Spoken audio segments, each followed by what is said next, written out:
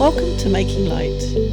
Julie Hurt and Kate Foggo are soul-level intuitives and animal communicators, and this show is about us sharing our experiences in the hope that it may help others along their path. So let's go make some light.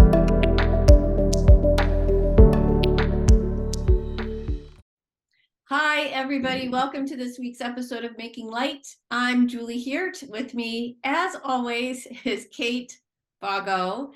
We are here today to talk about, as we always do, being human while at the same time being intuitive.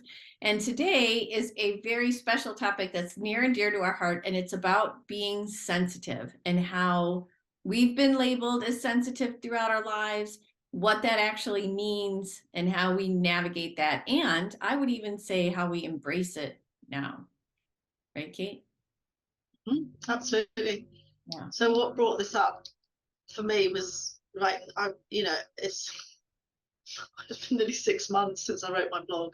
I used to do it at least every 2 months because I use it as the basis for sending a newsletter and everything like that.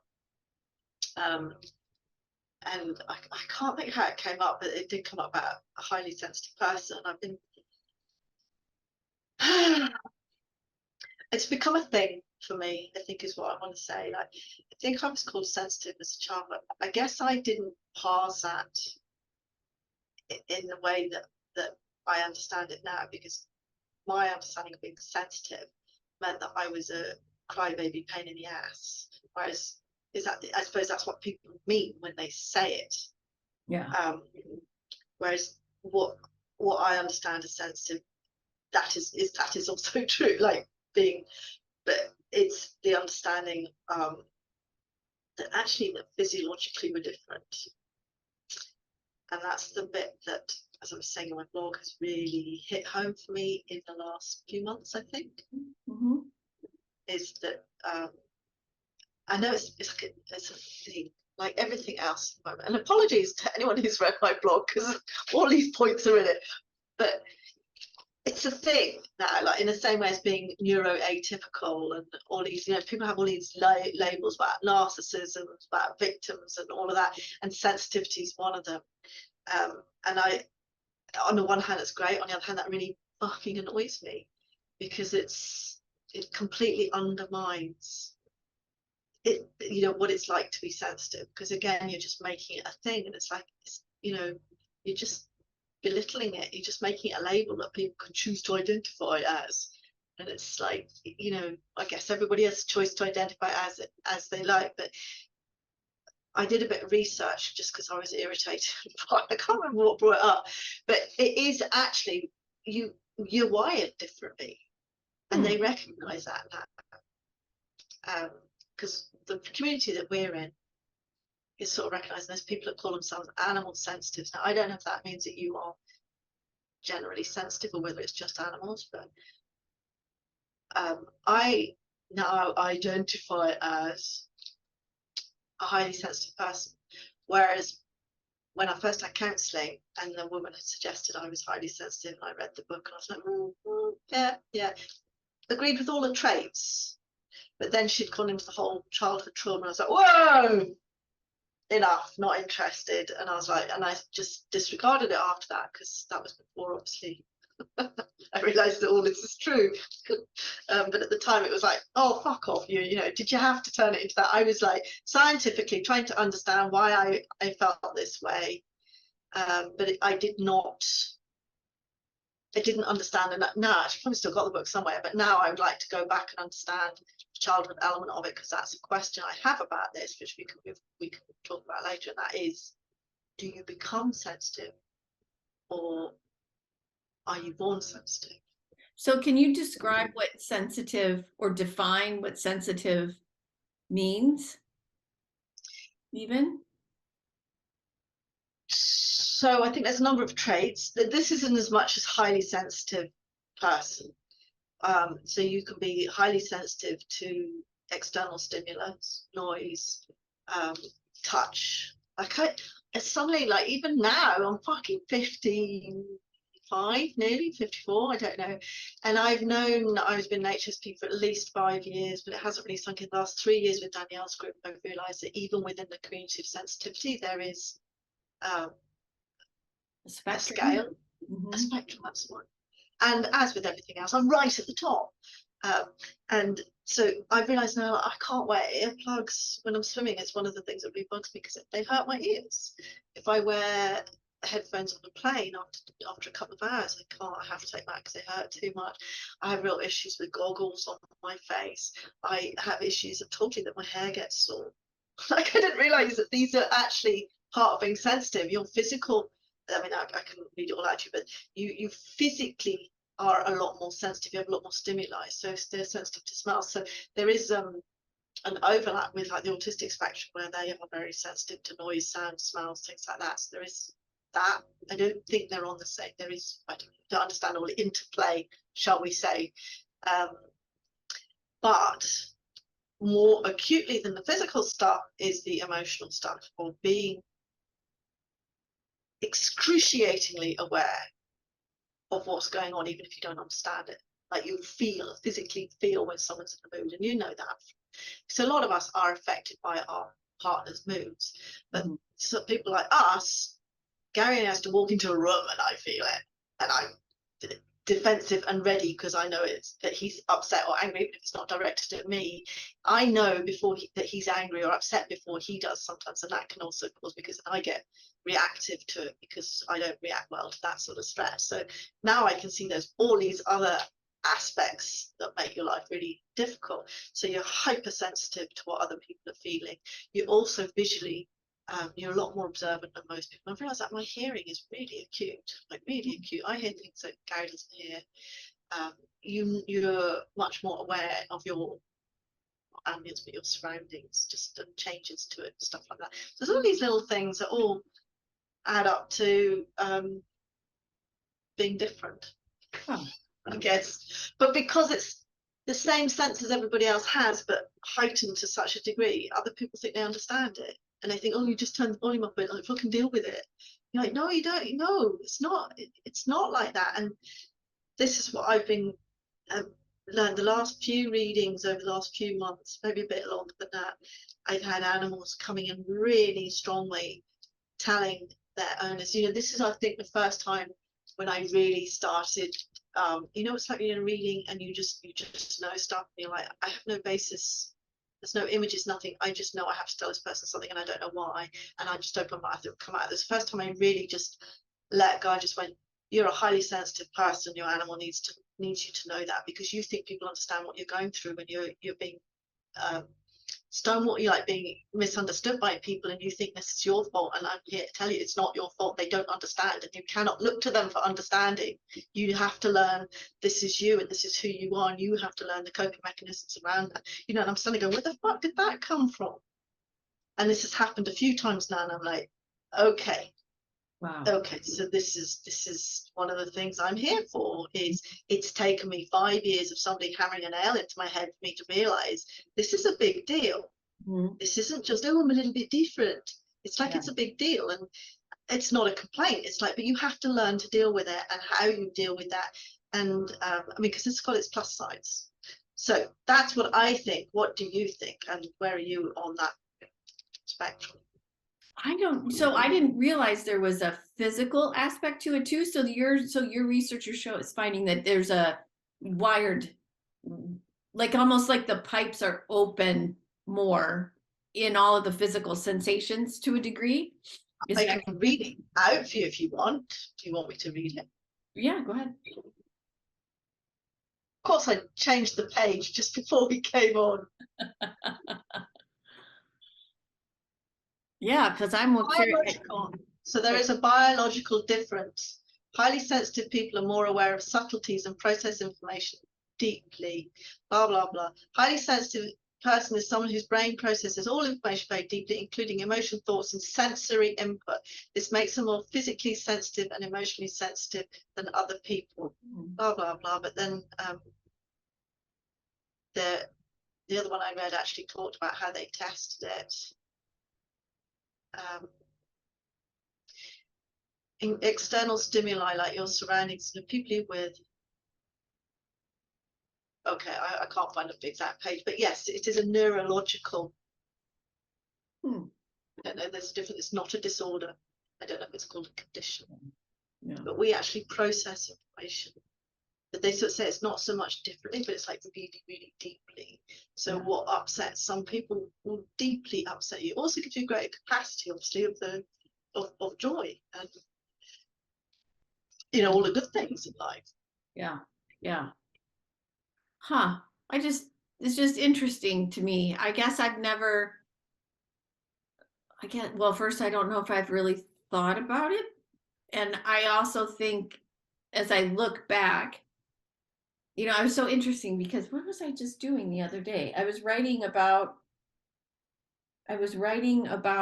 how when I was much younger, didn't we talk about the Valentine thing? Yes. Yeah, that's what I thought. Yeah, because I was thinking about how I would sit in the front yard and like hold up dandelions and like talk to all the things, and that to some degree gets squashed, and don't feel that and don't feel that. And I know what I was writing about when Lucas. Oh, I know what I was writing about. I think I don't know. Anyways, I'm just being reminded that I was writing about when Lucas broke my leg and literally knocked me off my pins, and I remember that whole time, first of all, getting me out of the job, getting me separated from the job. I didn't leave then, but it separated me enough to let some other stuff in, some other air in my lungs. And like some of the sensitivity coming back. So like last night we were watching, so what, you know, one of your favorite shows is RuPaul's Drag Race. One of my favorite shows is Queer Eye. And their new season is on Netflix. And I haven't been able to watch it because we've been trying to wrap up like Ted Lasso and a couple of other things. Queen Charlotte, also good, really good, if anybody's interested. Anyway, so we started watching Queer Eye last night, and there's a scene, they take a fraternity at New Orleans, University of New Orleans, I think it is. And they take this fraternity, and Karamo, who's like the life coach, he takes these guys out and they have an opus, honest, candid conversation. Of course, it's edited down to several minutes, but I'm sure it was a much longer. And he talks to them about how they're feeling and their pressures and the stress that they're under and how they don't feel they can share and all this stuff. And I'm listening to this conversation while I'm reading that On Our Best Behavior and how the patriarchy damages not just women, particularly women, but also damages men too. So I have all this stuff swirling in my head. I watch this conversation and I just start crying. And Brad looks at me and he's like, why are you crying? And I'm like, because look at how we don't teach men to be in touch, to open up, to look what, like, this is a beautiful conversation that these boys, young men, are having. And how Karamo did just such a great job, I thought, just trying to get them to open up. And this one kid just really shares. And then all the brothers start crying because they're like, we didn't know. Why didn't you tell us? And they're like their own created family. I mean, it was just gorgeous. And I'm realizing, like, I just think that's so cool. So as you're talking about being sensitive, I'm realizing, oh, and I'm realizing too, like, it's okay to be sensitive. Because I was taught, right, very much so, don't do that, Julie. Yeah. And my mom would even tell me I had to learn to play the game. That was one of her famous lines to me. Thanks, Mom. Yeah, you have to learn to play the game, which I understand why she taught me that, because she was denied bank loans to be, as a woman, to open her own business. And so Julie learned to play the game is to learn to play the guy, you know, the patriarchal game, kind of. Yes, that game.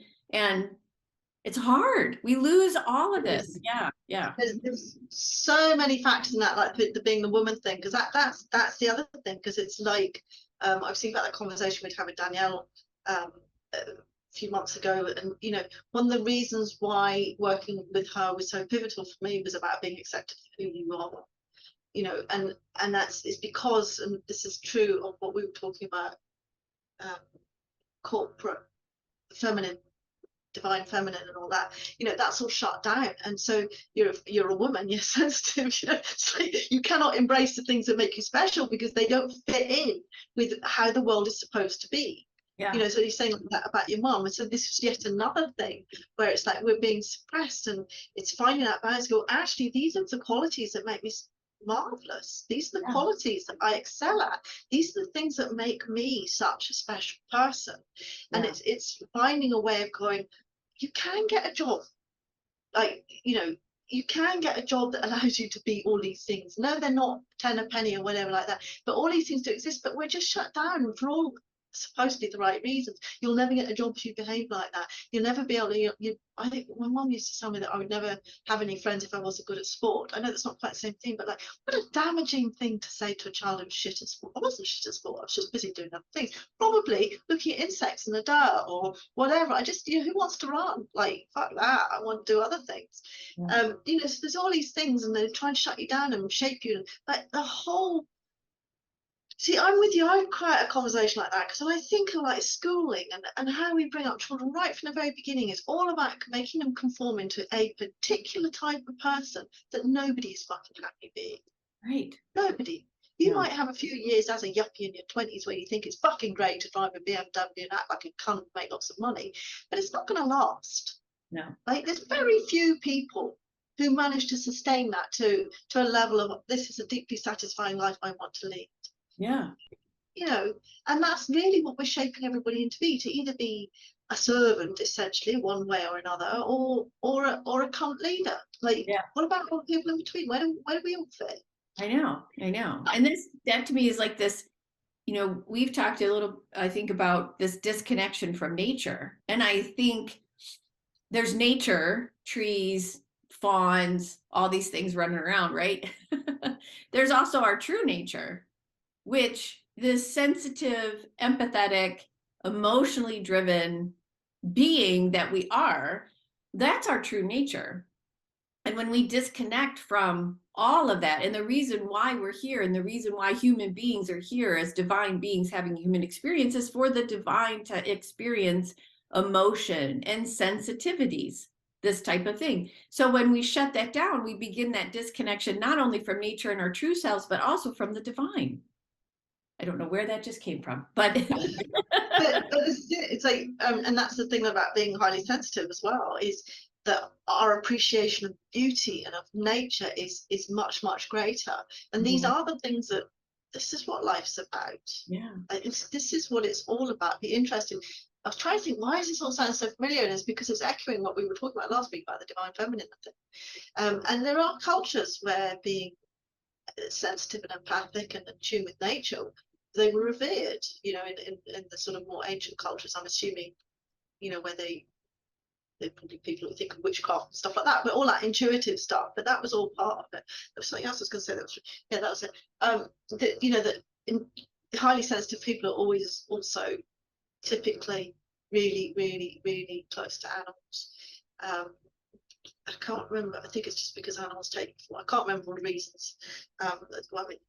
Lots of obvious reasons of escaping from people and being with animals and all that. But there's more to it than that as well. We're much more in tune with animals because of our empathetic nature and stuff like that. The example she used was, helping worms across the road. That, the amount of times I've had to stop the car. Not so much there, but as a child I could stop and move things off the road. I mean, we have these really really, really long legs but really thin legs and a tiny little pinhead body, so you can hardly see them, and then you do see them, Jesus, because they're that big. And they live in my shower. There's one that's living in the shower at the moment. I have to look every time I come in the shower, because I don't want to turn the shower on and scold her, so I have to search for this spider, chase her down, put her out in a towel, and she invariably comes back in. So there's obviously something about my shower she likes. But, this struggle is real. If I know there's a spider in there, I'm not going to turn the water on until I found her. Right. And moved. And I really, yes. Like, I'm not. It's not that I'm scared. I don't know if I'm scared of spiders. I don't choose to cuddle into them. I mean, I don't really like them, but I still get this reactive. Like yesterday, I moved the door and it's the biggest spider you've ever seen. But I've never hurt it. I actually, Gary, bless him, took it outside. I don't like taking them outside because I think they're inside for a reason. But Gary, he was that big, he'd have pushed his way through the cupboards. Gary actually took him outside. But I could never hurt an insect unless the mosquitoes I've done. Usually only. That's a good point. Yeah. Okay. Well, spiders. There's so much we could talk about spiders because I had that house in the UP, Upper Peninsula, Michigan, that was full of spiders. That was a whole nother, well, that was a thing like get out, get out, get out. Anyway, the other day I was looking out my front window and this van went by that's called, I think the company was called like Mosquito Killers or Mosquito Hunters or something like that. And then my sister brought this up too. I didn't realize there was a whole industry here of pest control that spray your yard to kill mosquitoes. And I'm like, and I'm looking at this and I'm like, what? So I look at it and I'm like, and so they go after termite, they go after any kind of pest, anything that could bother a human being. If anybody out there is a mosquito hunter and you want to enlighten us, please leave your comments below. I'm curious because the thing that gets me is, first of all, mosquitoes and ticks, as much as we don't like them, and like Danielle, our teacher, does not kill ticks even. I have killed a few ticks, but I'm coming around to her understanding because possums eat ticks, bats eat ticks, birds eat ticks, and mosquitoes. And the bird population in North America has decreased by 3 to 4 billion birds. We've lost 3 to 4 billion birds, part of which is because we've taken away their habitat and we've taken away their food. And so here we are spraying chemicals to kill mosquitoes. And I realize that mosquitoes carry diseases. There's a reason why they're carrying diseases, right? There's a lot of us. Anyway, but I'm like, why do we come at stuff with death instead of understanding the role that they play and then working within that role? Like that to me is like, that's a sensitivity thing. But I was just. So I agree with you until I'm in a swarm of midges and then I'm like, fuck this. But I wouldn't carry out a wholesale slaughter of them. But I have been to, there's places in Turkey like that they just fog everything, and actually I can't imagine how bad it is for you, but it's quite nice to go out in the evening and not get eaten alive. But I don't know. I've even read that you can change your diet and they won't bother you. So like my sister and I, because we eat different diets, I actually don't get bit by mosquitoes. So what do you eat? Because I've read that.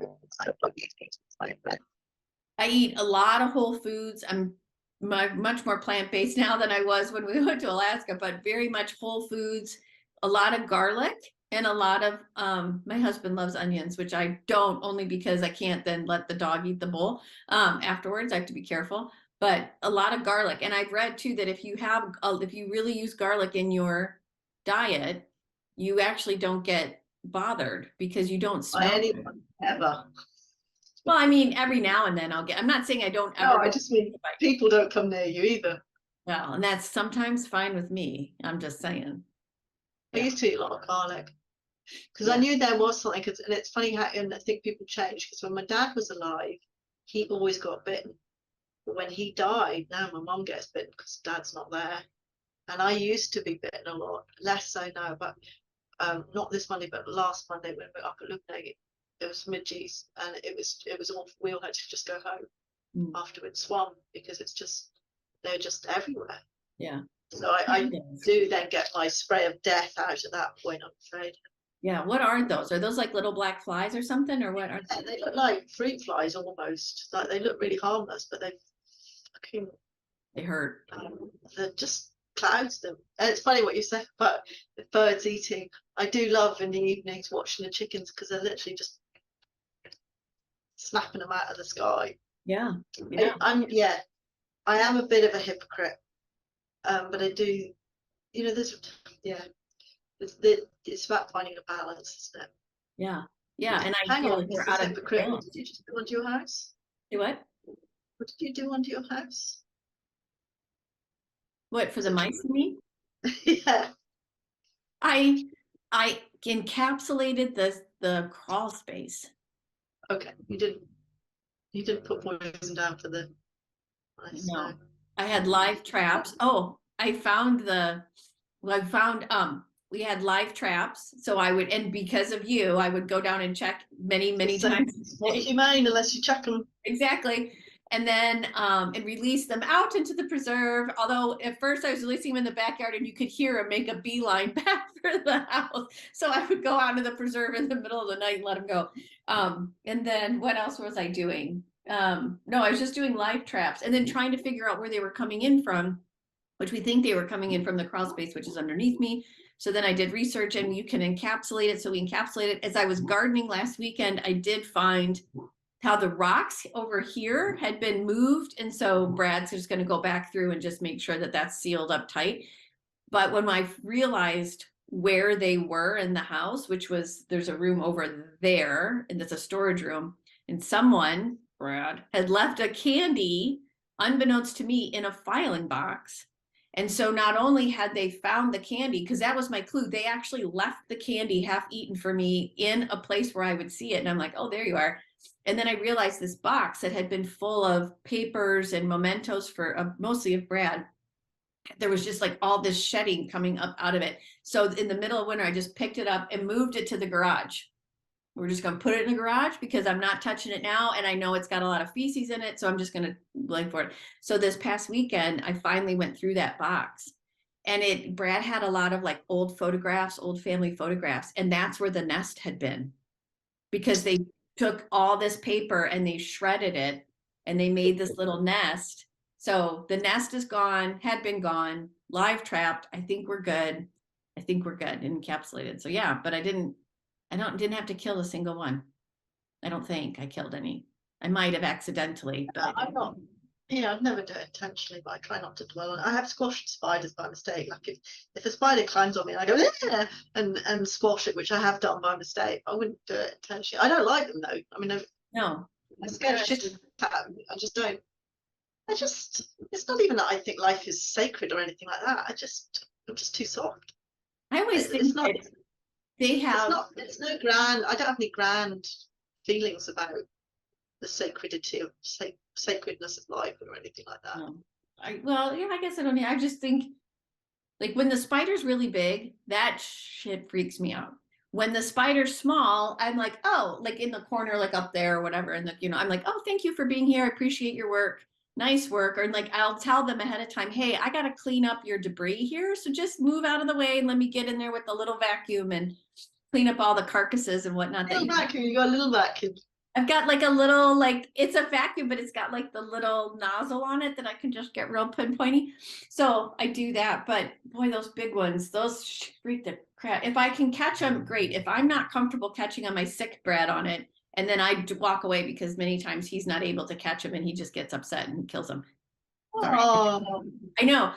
But I always think about, and I've tried to teach my nephews this, and any child that I come across, you don't know if the mom or dad are waiting for that aunt to get back to their farm.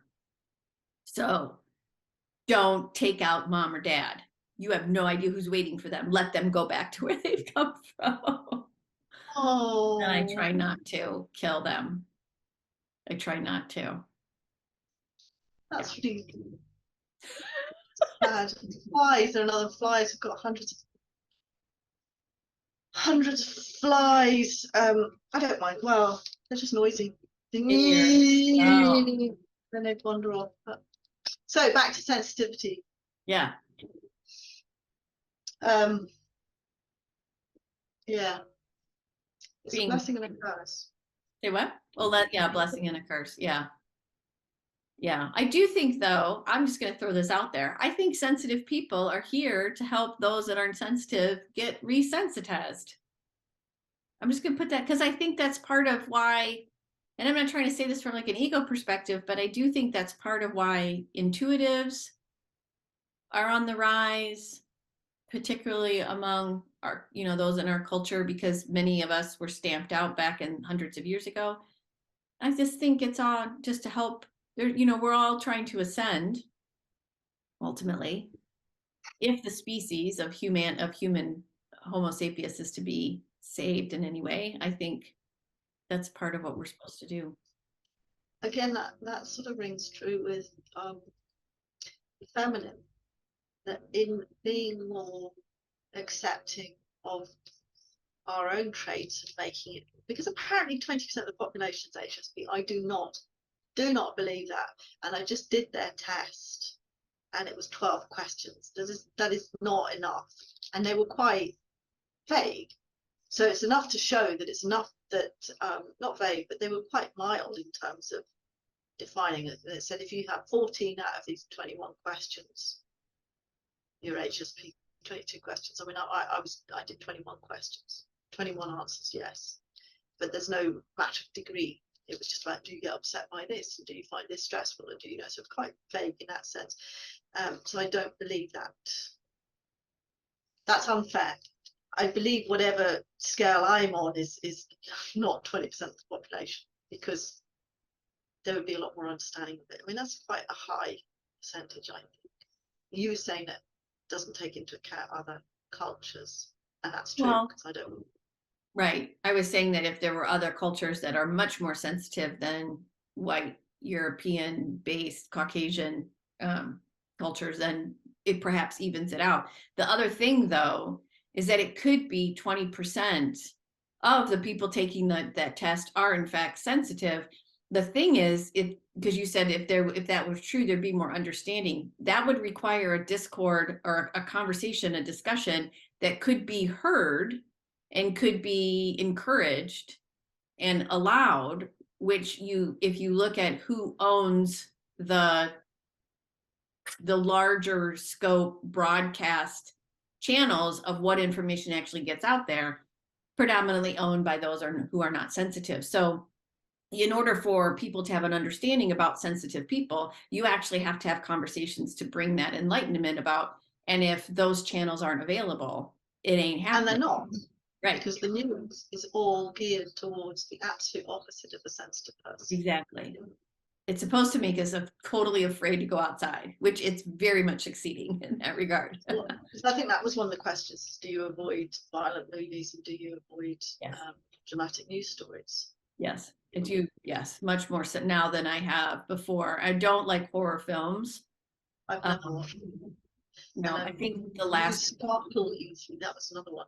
I do. I physically, fireworks, what you were saying about fireworks, it's fucking that's hell for me. Don't mind actually watching them if I'm there, because I know when it's going to happen, but having it on in the background, thunderstorms, people blowing up balloons, but it's I think the trouble is the word sensitive we maybe need to find, because there are, this is my prejudice, I'm not going to show myself in a good light here either, you know, there are people who are sensitive in terms of their feelings, as in getting hurt by stupid things, I would say, because, you know, but then who draws that line? You know, I have met children like that, I suppose, for heaven's sake, grow up, you know, but is that the same thing or not? I'm not sure. Are they the same thing? If a child is really precious, is that the same as sensitive? I don't think it is. I don't know. I feel like there's a bastardization of the meaning of sensitive and or meaning of precious, because to me, when someone says you're precious, the way that it feels to me is that it's like someone saying you are sensitive, but it's in a shaming kind of way, which we started to talk about shame the other week. But I think there's these words put on us in an effort to shame us just as humans. Yeah, and you're right, because there's me going, well, my type of sensitivities, you know, pressure needs to be, you know, acknowledged and accepted, but that type of sensitivity isn't, because like I don't like people who moan a lot. But I have a particular little girl in mind, I suppose, but that's unfair, because, you know, some children that react to certain things, what we'd call a crybaby. Like, I don't think a crybaby is necessarily a sensitive person. I don't think it's the same thing, but maybe it is.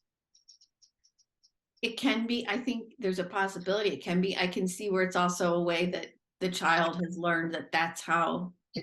And that's what I guess that's what I'm reacting to. But then who am I to say that child is genuinely upset because they're a sensitive person and what you said was upsetting to them? Yeah, I can see that. And in my, you know, oh, we should be respected, I should also then be respectful of crybabies. Yeah, I can see, you know, there's so much judgment in there, isn't there? Like you say, there's shaming, like my type of sensitivity is okay, but yours isn't. Yeah, that's interesting because I'm hearing the word corruption versus acceptance. So like there's a way for sensitivity to be corrupted so that it becomes manipulative Yes. for whatever reason, right? Immature feminine. Yeah, yeah. And then there's a way instead of then that to me takes place when sensitivity isn't just accepted. When anything isn't just accepted, we find a way to corrupt it so that it becomes shameful or whatever negative, so that it's supposedly stops. It just gets pushed underground and all these different things happen. And then eventually it comes to light as things are starting to crumble now, as they are, I think. And that, again, that's true of everything, isn't it? We're so wise. If there is all this, we were all just more accepting, Yeah, it just wouldn't be such a big deal. You wouldn't have all this drama. You right. wouldn't have it around anything. You wouldn't have it around gender reform. You wouldn't have it around sexuality. You wouldn't. It's just like that was an interesting thing. We were talking about one of my people that is swimming as a teacher, and they're saying, you know, they get all these letters on a daily basis going around the school going, Jennifer no longer wants to be known as Jennifer, and please call her Robert from now on again today, you know. And she's like, I have nothing against however children want to express themselves, but part of the problem is we have such rigid definitions of what is a boy and what is a girl. Because looking back, I probably would have identified as a boy as a child, not because I had an issue with sexuality, I didn't even know what it was, but I didn't like dresses, and I didn't like dolls, and I wanted to play outside in the dirt. But as a girl, I got away with that. We were called tomboys. But if a boy did that, boy, he was well, a lot of horrible names. Do you know what I mean? It's like we got away with it. And by that same token, if we could just be a bit more fluid about how little boys and how little girls were supposed to be, they wouldn't need to go and identify as this, that, and the other until they got to an age where that really meant something and it actually mattered, and to a degree of. But it's because we're being funneled down these. Same as everything. This is what's. There's so much of this going on in all this time I've been taking of this introspection and learning about the feminine and learning about myself and all that. But it's just this. We're on this, like, I always see this in readings when someone's being funneled into something. You know, that is it bobsleigh or something, where they're almost in a trench and they're just like a puck, and that's what it's like. It's like you put people on this. It's like what you said about buying a house. It's like once you start get off, you can't after a week go, no, I'm not doing this. It's like because you're on the thing and suddenly you're going to move, come hell or high water, you're going to move house. And that's what it's like. There's so many things in our society that you get on this train and there's no stepping off, there's no deviation, there's no room for change, and suddenly we're up shit creek because people go, oh, hang on a minute, this isn't what I wanted. That was a long one, sorry. Yeah, it's true. If we were just a bit, I don't know, let the sides down a bit, let people go off and fucking do what they want. Second thing. So talk about it's such a theme in the Scottish government, I don't know now, but about like suppressing, this is what all this anger has been about prior to the I don't know what is being told we can't do this and told we can't, like the new smoke alarm systems, we're not allowed raw milk in Scotland, we're not allowed to do this. Now the good side of that is she had brought in all these gender reform bills that got thrown out, but that side very progressive and that. But on the other side, they're nitpicking about how you live your life and what you're allowed to do and what you're allowed to say and all of that. But I just, for the general population, I don't know what's the word of where all our people, what's it called, where people live, demographic of our audience. But Julie sent me a text earlier this week, 3 words, Nicola. Yeah. Just to keep this current, Nicola Sturgeon, to my husband's delight, has been arrested. She's also been released. So, but sorry, I don't know where that came from, but yeah. Yeah. No, just to bring it back, I think that's just I think what's interesting is that this understanding of what sensitivity is and what sensitive people experience leads to acceptance. I think this chat is rather timely because as we take a look at many different things that have not been understood and or suppressed, as we begin to take a look at where every human is on the scale of anything and how we can all be accepting of one another. I think this is a really good timely topic, being sensitive. So Yeah, so thanks for bringing it to the forefront, Kate. I look forward to You're reading your blog. Yes, well, it's actually up now, but I'm going to publicise it when I get around to it. I'm just not being very productive at the moment. I'm just sitting around being sensitive about all sorts of things at the moment. But that's fine. That's who I am. Exactly. Well, that's why everybody loves you, Kate, including me. Yeah. Yeah. Yeah. Well, thank you very much. Will I see us out? I think we should. Yeah. And I do think you should let people know where we're going to be for the next 2 weeks. Oh, okay. Yes. So I am going to on my it's funny, solitary retreat. I'm actually pet sitting, but in an environment where I will be able to be completely alone and out of contact with all electrical devices, news, media, television, all of those things. I'm going up to the remote part of Western Scotland to look after somebody's cat. So I will be away for, it will actually be 2 weeks by the time two ends get together. So you won't be hearing from us for the next couple of weeks. We'll miss you. We'll miss each other, but we'll see you when you get back. And we are trying to find a way to make this available on podcast. It's available on YouTube podcasts with quite a clumsy introduction from me, but hey, it will do for now. I'm going to find a way to get it up onto other platforms. In the meantime, though, you may join us here, subscribe below here to be notified of new episodes. We usually have an episode every week on a Friday, obviously, except when we're away. You can follow us on Facebook, follow us on Instagram, and I think that's about it. Does that cover everything, Judy? I think you got it. Yeah. So we'll see you all in 2 weeks. Thank you very much, everybody. Bye. Bye.